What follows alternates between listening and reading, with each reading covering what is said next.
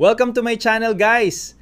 Huwag kalimutang mag-like and subscribe. Malaking tulong na ito sa tulad kong maliit lamang na content creator. Maraming salamat po. Guro na nagbanta kay Yusek Claire Castro, nag-public apology na, ngunit maaari pa rin kasuhan. Isang guro mula sa Danau, Cebu, ang naging paksa ng usap-usapan sa social media matapos siyang magbanta na babarilin daw si Undersecretary Claire Castro. Ang pahayag ay agad na kumalat at naging viral at dahil dito, nahaharap siya sa posibleng kaso. Ngunit matapos ang lahat ay naglabas na rin siya ng public apology. Nagsimula ang lahat nang magpahayag si Yusek Claire Castro kung saan binanggit niyang may ilang guro na hindi raw naging mabuting halimbawa sa kanilang mga estudyante. Agad naman itong tinutulan ng marami, kabilang na ang samahan ng mga guro.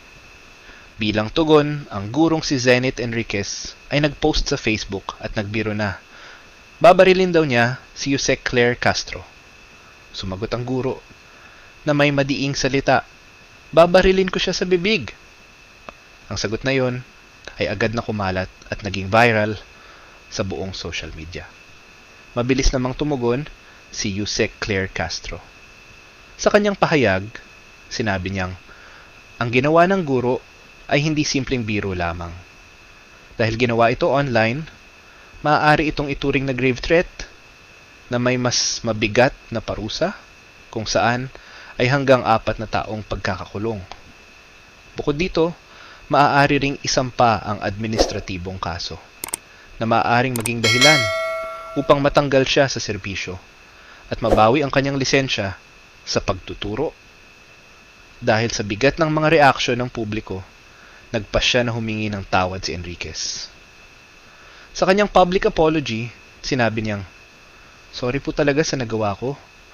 Wala po akong ibig na ipahiwatig na mamamaril po ako. Nag-reply lang po ako sa kaibigan ko, kaya po, nanghihingi po ako ng paumanhin po sa inyo po.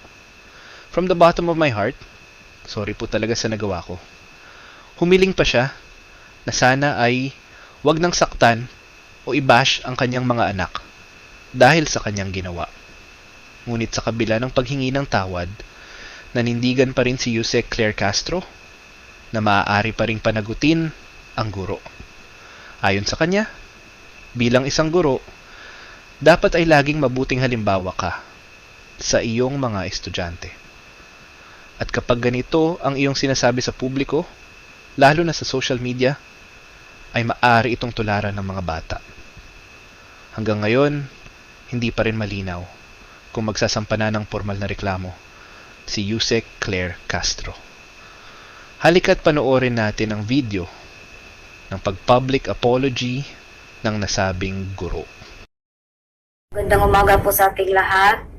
So, andito po ako ngayon, si Zenith Enriquez. Gusto ko lang po sanang manghingi ng paumanhin po sa inyong lahat sa pinopost ko po na na nag-viral po sa yung post ni Lovely Granada po.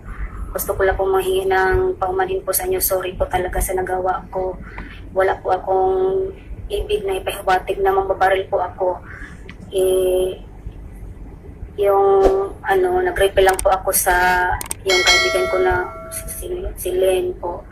Kaya po, nanghihingi po ako ng paumanhin po sa inyo po. From the bottom of my heart po, sorry po talaga sa nagawa ko.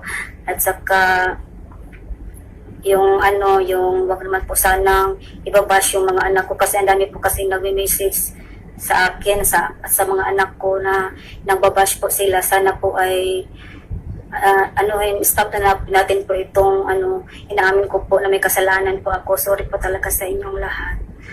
At saka nanghingi po ako ng paumanhin sa inyo na sana po ay mapatawad niyo po ako at stop na natin to ang pambabash po, lalong-lalo na po sa mga kamag-anak ko, sa pamilya ko po na mini-message po nila na DDS shit, DDS supporter ka, putang ina mo, mga ganyan-ganyan po. Sana po ay matapos na po itong lahat-lahat po. Please po makikiusap po ako sa inyo na please refrain po of sharing that post po. Alam ko po na ang pagkakamali ko po, sana po ay hindi na po nila i-share po kasi po super affected na po ako, pati yung mga pamilya ko. Hindi na po ako nakakatulog at nakakain po. Ang grabe po talaga ang affect ng mental health ko po. Sana po ay mapatawad niyo po ako. Maraming salamat